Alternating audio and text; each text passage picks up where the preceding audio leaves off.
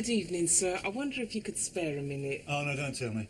You're an unemployed young person who's decided to get on their bike, and you're here to give me the opportunity of buying a genuine Jurassic Park solid plastic tax disc holder for the bargain price No, of... I'm collecting for charity. I put a plastic bag and a card through your door yesterday to say we'd be round collecting unwanted clothes, yeah? Oh, yeah, sorry. Yeah, sorted some out for you. There you go. I said charity, not the Victoria and Albert Museum. It looks very nice on. Caught you out then? Hi! What do you mean? We should have got rid of the visiting massage service a mite earlier, Gary. What was she doing walking up and down your back in a Doc Martens? She was from a charity. Oh, I didn't realise you were such a deserving cause. Been up in the loft, have you, eh? Yeah. Gonna be the next Elton John after all. Well, I'm not so sure, you know. On the one hand, there's the enormous wealth, the fame, the access to the world's finest hair weavers.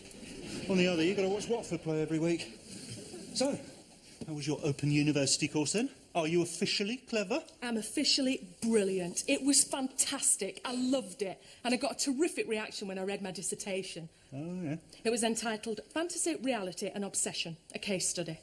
Wasn't about me by any chance, was it? Asked her husband with a mixture of pride and trepidation. Oh, you're so vain. Although since we're talking about people with a tenuous grip on reality, how long have you been cuddling your Spiv suit? Oh, no, I wasn't cuddling it. I was trying to get rid of it. But it seems the jaw draft look is not yet de rigueur in the third world. Oh? Does that mean the party's off? What party? The surprise 1940s theme party you said you were going to throw for my birthday. Yeah, well, it's not much of a surprise now, is it? I know, I'm sorry, I blew it. I've just been so wound up with my course. But now I've got through this stage, I can relax a bit more. We can do more things together. I can share your interests more. What are there this week? I'll knock it off, Yvonne. No, I mean it. I can understand why the 40s appeal so much. It's a time of certainties, a time when people knew what they were doing and why they were doing it, a time when men wore hats and women dyed their legs with cold tea. You're sending me up again, aren't you? Only a bit. And that dancing was really nice. You know, we did the foxtrot, or the quick step, or whatever it was. I like it when the man takes the lead. Once in a while. So you're going to change your course from psychology to paso doble, are you? Don't be so prickly, Gary. No, I just thought maybe we could take dancing lessons together. Well, it'd give us a shared interest, an excuse, or a reason to hold each other more. It might improve our sex life too. You think it needs improving? Well, I was talking to some of the girls on the course, and they said that the average... They're lying.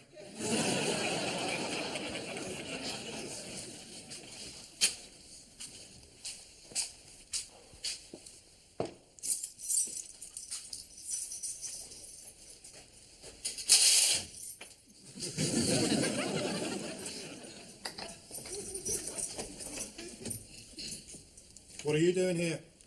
No, don't tell me. The Martians have landed and they've sent you to get some change of planet cards. I'm sorry, Ron. And that's supposed to make it all better, is it? I mean, what sort of a practical joker gets me to print him a set of wartime papers, says he can take me through to the past, and then leaves me stranded in the East End looking like a right div?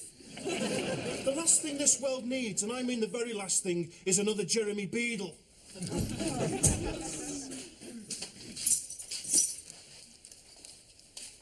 I mean, where did you disappear to? And don't say the Blitz, otherwise you'll be experiencing a sudden blackout. Look, I know you're not going to believe anything I say. I just wanted to thank you for not telling Yvonne. Yeah, well, I nearly did. But I don't believe in grassing on pals. Even ex-pals. Look, I know you've got the hump. The hump? I've got enough hump to reform the Camel Corps. And as for my hair, what there is left of it, I make Vinnie Jones look like a New Age traveller. I think it looks very masculine, in a severe sort of way. Don't take the Michael. Stella hates it. She used to love running her fingers through my hair. In fact, at the moment of maximum passion, she used to like to grab hold and hang on tight. But now, no hair equals no passion. So go on, get lost, I've got work to do. Oh, look, I've got something to show you. It's from 1940. Don't start. No, really. Look. Well, you're a printer. How old's that paper? 53 years or 53 hours? Well, you've either got a 1938 Hogue Crabtree hot metal press in your attic, or you really did go back. But why couldn't I? I don't know. Maybe it was because I didn't believe, didn't have enough faith. But next time... No, it can't be that. The first time I went back, I didn't know there was a back to go to. And there isn't going to be a next time. Phoebe walked out on me.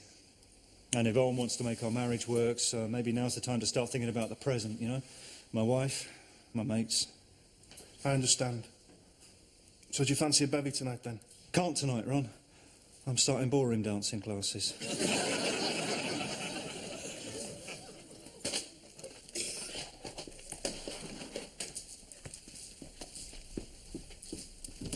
Gary, it's safe to come down now. I've finished moving the furniture. Ta-da! Don't panic. I think a card came through from one of those 24-hour psychiatrists. Low call-out charge, no brain too small. No, just hide it for a laugh and stuff. Well, it's worked. Gary, why do you always plunge into everything with this 150% over-the-top attitude? Oh, I don't know. Probably wasn't breastfed long enough. Or too long. Or too much from one side. Oh, well, that explains one thing. Explains what? It doesn't matter. I'm not complaining. Oh. They make synchronised swimmers look depressed. Go on then. On me. What? That foot. Yeah. Right? Yeah, go on then. No, you've got to smile. You've got to go. No.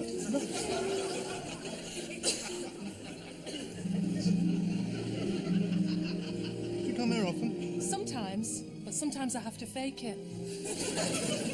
What do you do for a living? I'm an obsessive. Oh. But I'm hoping to be promoted to a psychotic. Yeah? Assistant personnel manager and part-time sex goddess. Really? Why would you do that then? Evenings and weekends? Whenever I get the chance, really. That was super. Now, let's all try a basic tango. Fancy a basic tango? I bought another video too. I don't want to watch a martial arts film. It's not martial, my little dyslexic. It's marital. Yeah? Yeah. You after a bit of part-time work, eh? I might. I'll just go upstairs and change into something a little more comfortable, shall I? Oh, yeah. As long as it's not your acrylic cardi and your carpet slippers.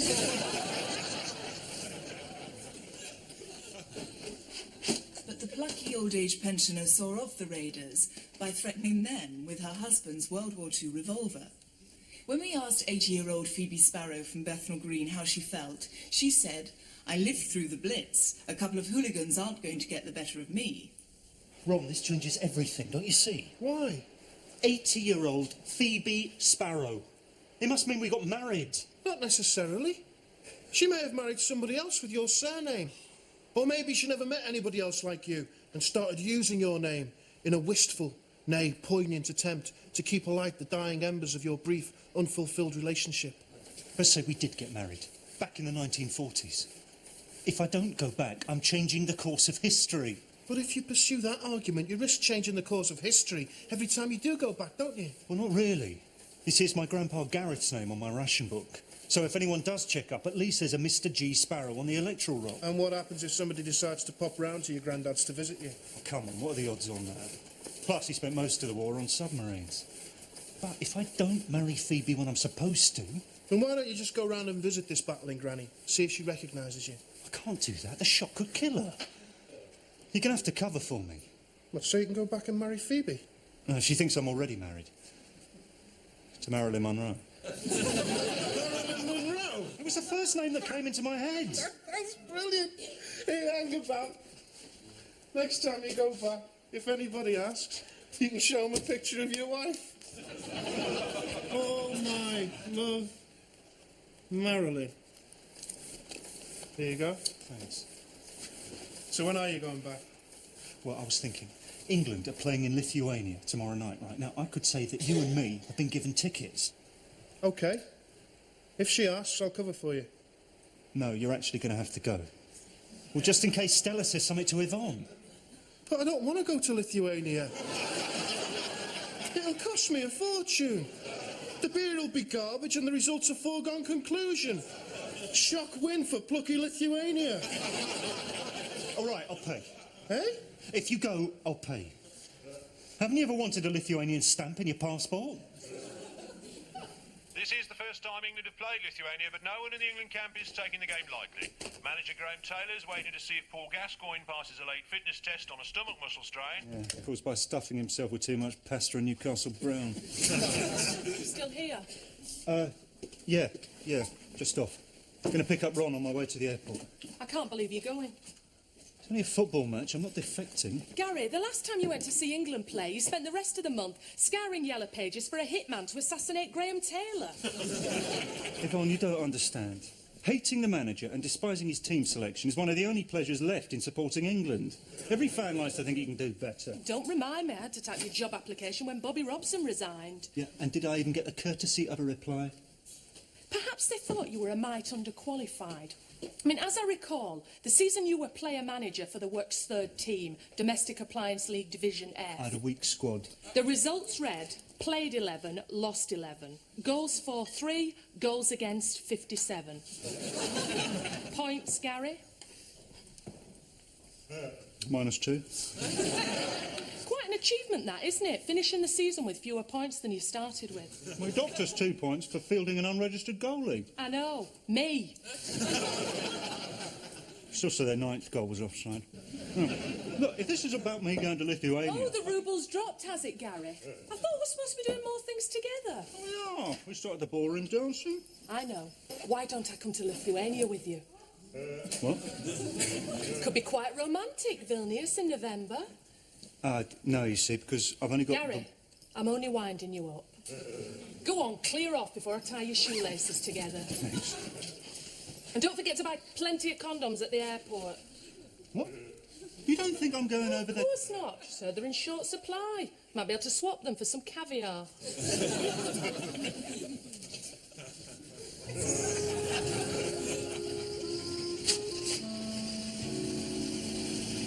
Look out! I hope he died in his sleep. I'd hate to think he suffered. Probably kept him drugged out with morphine. I doubt he felt the sausage. Yes, but it was all so sudden. Yes. Catapulted into our lives in a moment of crisis. Yet somehow he always seemed out of step with his own time. I'm not dead. Oh, Gary, how'd you feel? I'm fine, honest, I'm not dead. Of course you're not, son. You've got a badly sprained wrist, concussion, bruising and contusions. Well, you were talking as if I was dead. We were talking about Mr. Chamberlain. He kicked the bucket on Saturday night. He was out in the fog as well, was he? Hey, you two. Former leaders of His Majesty's government do not kick buckets. They pass away peacefully in the night. Allow the man some dignity. I don't see why I should. It was because of appeasers like him and Mr. Baldwin that we're in this war. If we'd stopped Hitler back in 36 when he remilitarised the Rhinelands...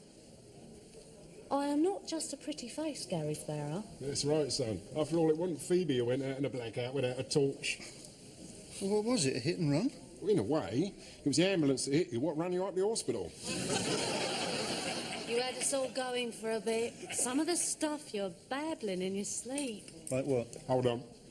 High 8 camcorder, Nicam digital stereo, something about lazy discs. Yeah, well, forget all that. It's top secret. Told you. Enough said.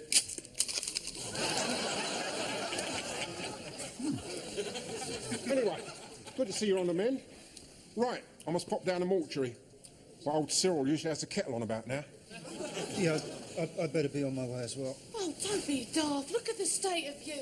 That's right, the quack will be wanting to give you the once-over. No, I'm fine, honest. I just... Oh. See, you're in no fit state to go anywhere. You worried your Marilyn will be missing you? No, she's not expecting me back until tonight. Who's this Marilyn, then? His wife. Where are you going to go and see Cyril, then? Right you are.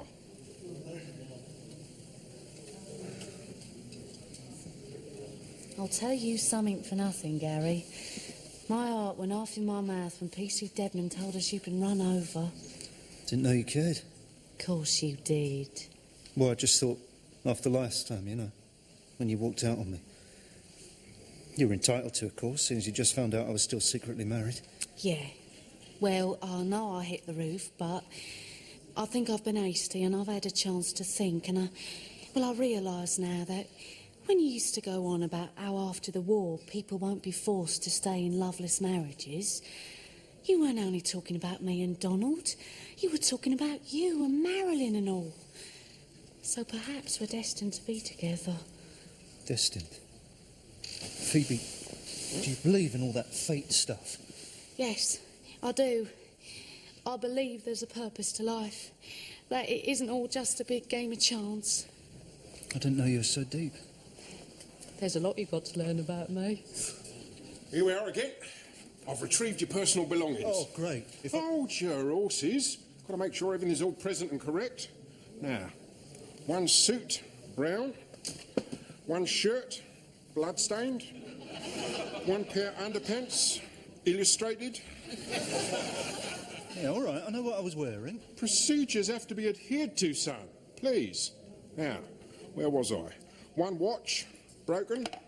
One wallet, brown leather, containing one £5 note, two £1 notes, one 10-shilling note. A picture of a rather glamorous blonde signed All My Love, Marilyn. Yeah, do you mind? Oh, is that her then? Can I see? This is the trouble and strife then. She looks a corker. Yeah, she's American. Oh, well, that explains it. You never get my missus to have her snap taken standing on top of her grating with a skirt blown up round her handbag. Bit saucy, if you don't mind my saying so. So, I'll find Mrs. Sparrow at 23 Maidstone Gardens, Cricklewood, will I? Look, Phoebe, that picture was taken a long time ago. Tell you what, I'll be off duty in about half hour. I could pop round there, tell her you're all right. No, there's no need. Of course there's a need. Poor woman would be distraught. She might need comforting. This, grating, anywhere near your house at all?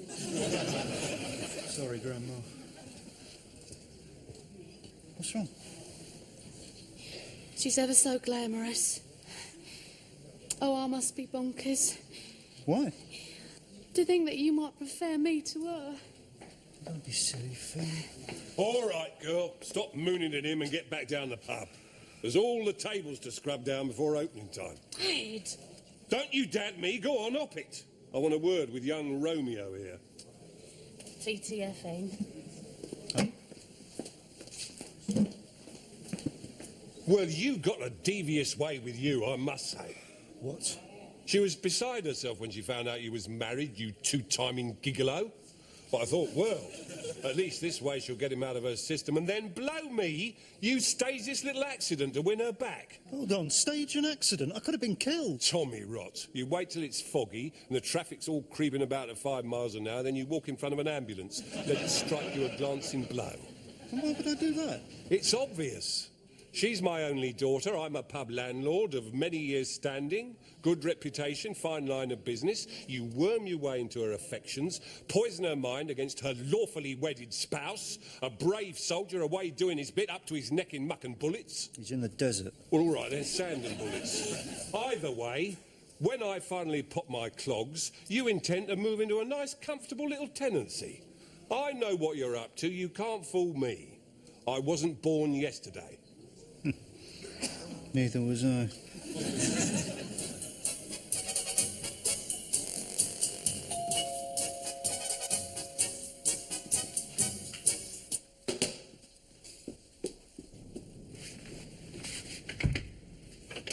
What are you doing here? I just wondered if Gary might fancy a few bevs. No, he's not home yet. I'll call back tomorrow. You will not.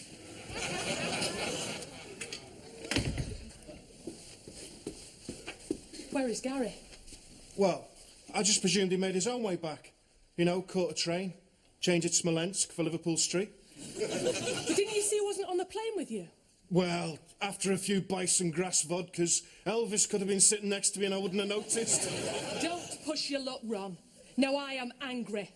What really happened, and it's no use covering for him? I can't, Yvonne. He's my mate. You shouldn't ask mates to grass on mates. Spare me this male bonding. But Yvonne... Tell me, otherwise you won't have anything male left to bond with. Now where the hell is my husband? Well, if he's not here, then he's probably in a Lithuanian prison awaiting trial. What? Don't worry. I expect they'll just fine him for indecent exposure, then deport him. Indecent exposure? He'll probably never be able to go back to Lithuania for the rest of his life, but that's no great hardship. The beer's garbage. What happened? Well, after the game, we decided to go for a drink with an unusually sophisticated group of supporters from Ashton-under-Lyne.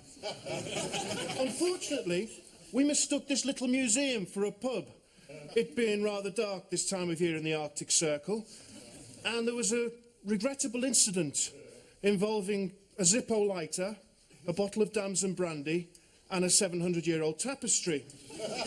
Nothing to do with Gary, of course.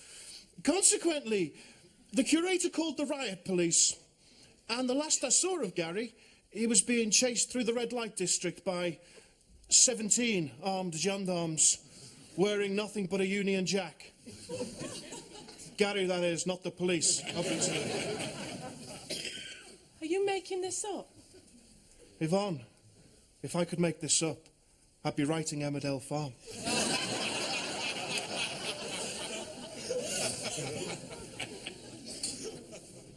Hello. Hello yourself. You look miles better. Yeah, I feel miles better. In fact, the doctor said I can go home whenever I want. Oh, then why haven't you? Don't fancy going home to your Marilyn, then? No, I was just hoping you'd pop in. Oh, well, I have. So there you are, then, Clever Dick. Reading like a book, can't you? Cheer up, might never happen. I know. That's the trouble. I'd be hell to live with. Always coming and going unannounced, spending weeks away, never able to tell you where I've been. Gary, what are you saying? I'm not sure. I thought I'd find you in here. Yeah, well, it is a hospital. I have been run over. I wasn't speaking to you, Phoebe. I thought I forbade you ever to see him again. Oh, don't start all that again, Dad. I will start all that again, Dad. You are cheapening yourself with a married man who's got a wife waiting and worrying for him over in Cricklewood. Not exactly, Eric. Hey? I don't like to have to break this to you, son, but I called in on your Marilyn, who must take one hell of a photograph, because in a pinny and headscarf she didn't look nothing to write home about. Yeah. I told her her husband was in hospital when this hulking great chap in a submariner's pullover appears in the doorway. Sorry, Grandad. And judging by his carpet slippers, he's got his feet well under the table. Oh, Gary. Terrible thing.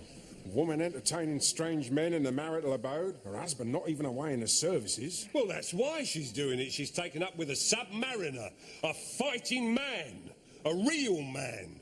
Not some pansy who writes love songs and pretends to be a spy. Dad, Gary's not a pansy. I'm sure he'll be going right round there to sort him out, won't you? I wouldn't if I was you, son. He's a whacking big bloke and beefy with it. Oh, I don't know. I'm away a mere 36 hours. She's moved in her fancy piece. I think I'd like to be on my own for a while. Of course you would, son. Shall I ask the Lady Almanac to come and have a comforting little heart-to-heart? No, I'll be all right.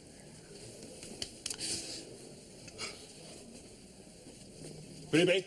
In a minute, Dad. Well, make sure it is just a minute, all right? You going to be all right? Yeah, once it's sunk in. Where are you going to stay tonight? Dunno. Got friends. Oh. So when are we going to see each other again? Phoebe, I don't know exactly. What are we going to do, Gary? I wish I knew. Well, because now... Yeah. Looks like things are going to be different, eh? How different, Gary?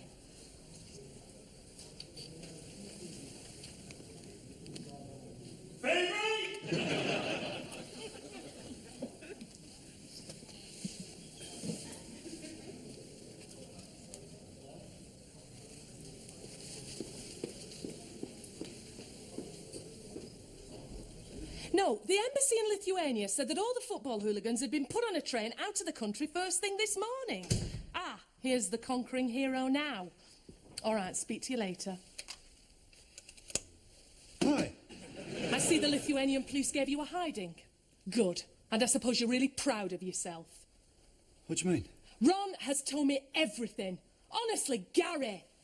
Oh, well, you know how it is. No, I'm sorry. I don't know how it is. I cannot imagine any circumstances in which I would wish to expose myself in the streets in the capital of Lithuania, especially in November. So, Ron told you I'd expose myself. Well... Gary, I couldn't give a monkeys. I'm going round to my sister's for a few hours. See if you can mature into an adult while I'm away, will you? Yeah.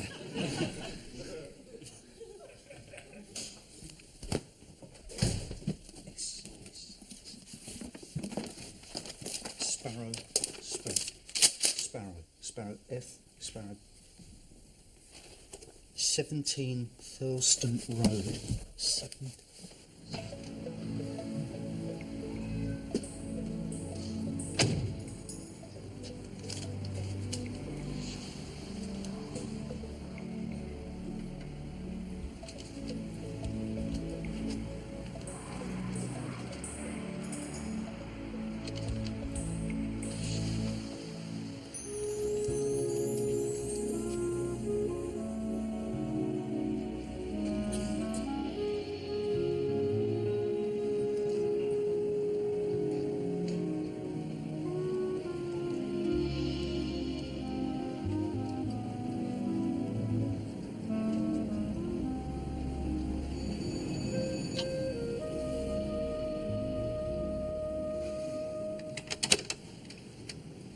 Yes? I was looking for a Mrs. Phoebe Sparrow. We don't want no more journalists round here. The last one nicked the photo album. No, I'm not a journalist. I'm just... well, a sort of friend of the family, I suppose. Huh? Well? It's Gary. Remember? From the war? Marilyn Monroe? Look, it's sort of complicated, but I think we might have got married or something. What is it, Edith? Another ruffian from Wapping? Worse! This young crackhead thinks he's my husband. Well, don't stand there cackling, Phoebe Sparrow! Get the gun!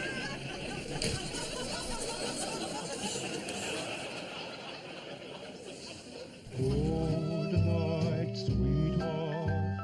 Sleep will banish sorrow. Good night, sweetheart.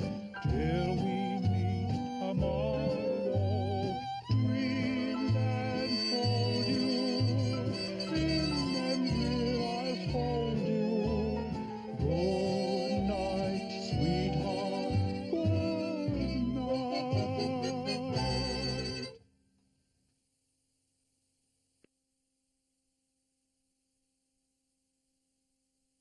Yeah? Oh, yeah, sorry. Yeah, sorted some out for you. There you go. I said charity, not the Victoria and Albert Museum. It looks very nice on. Caught you out then? Hi! What do you mean? You should have got rid of the visiting massage service a mite earlier, Gary. What was she doing walking up and down your back in a Doc Martens? She was from a charity. Oh, I didn't realise you were such a deserving cause. Been up in the loft, have you, eh? Yeah. Gonna be the next Elton John after all. Well, I'm not so sure, you know. On the one hand, there's the enormous wealth, the fame, the access to the world's finest hair weavers. On the other, you've got to watch Watford play every week. So, how was your Open University course then? Are you officially clever? I'm officially brilliant. It was fantastic. I loved it. And I got a terrific reaction when I read my dissertation. Oh, yeah. It was entitled Fantasy, Reality and Obsession, a case study. Wasn't about me by any chance, was it? You look miles better. Yeah, I feel miles better. In fact, the doctor said I can go home whenever I want. Oh, then why haven't you? Don't fancy going home to your Marilyn, then? No, I was just hoping you'd pop in. Oh, well, I have. So there you are, then, clever Dick. Read me like a book, can't you?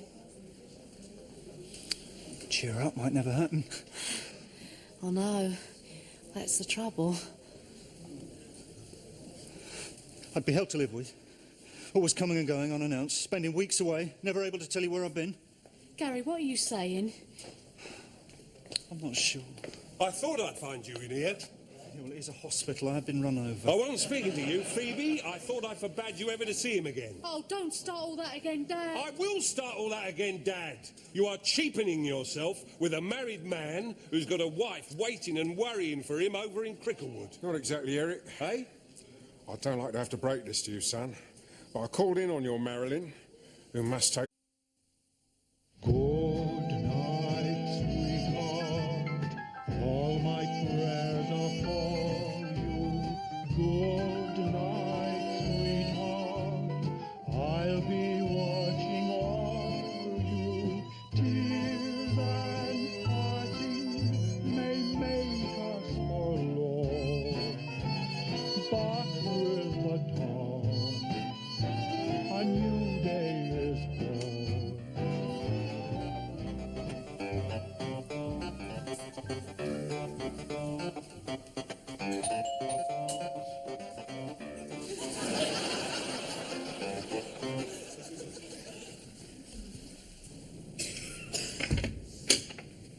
Good evening, sir. I wonder if you could spare a minute. Oh, no, don't tell me. You're an unemployed young person who's decided to get on their bike, and you're here to give me the opportunity of buying a genuine Jurassic Park solid plastic tax disc holder for the bargain price No, of... I'm collecting for charity. I put a plastic bag and a card through your door yesterday to say we'd be round collecting unwanted clothes, yeah? Oh, yeah, sorry. Yeah, sorted some out for you. There you go. I said charity, not the Victoria and Albert Museum. It looks very nice on. Caught you out then? Hi! What do you mean? You should have got rid of the visiting massage service a mite earlier, Gary. What was she doing walking up and down your back in a Doc Martens? She was from a charity. Oh, I didn't realise you were such a deserving cause. Been up in the loft, have you, eh? Yeah. Going to be the next Elton John after all. Well, I'm not so sure, you know. On the one hand, there's the enormous wealth, the fame, the access to the world's finest hair weavers. On the other, you've got to watch Watford play every week. So, how was your Open University course then? Are you officially clever? I'm officially brilliant. It was fantastic. I loved it. And I got a terrific reaction when I read my dissertation. Oh, yeah. It was entitled Fantasy, Reality and Obsession, a case study. Wasn't about me by any chance, was it? Asked her husband with a mixture of pride and trepidation. Oh, you're so vain. Although since we're talking about people with a tenuous grip on reality, how long have you been cuddling your spiv suit? Oh, no, I wasn't cuddling it. I was trying to get rid of it. But it seems the jaw draft look is not yet de rigueur in the third world. Oh? Does that mean the party's off? What party? The surprise 1940s theme party you said you were going to throw for my birthday. Yeah, well, it's not much of a surprise now, is it? I know, I'm sorry, I blew it. I've just been so wound up with my course. But now I've got through this stage, I can relax a bit more. We can do more things together. I can share your interests more. What are they this week? I'll knock it off, Yvonne. No, I mean it. I can understand why the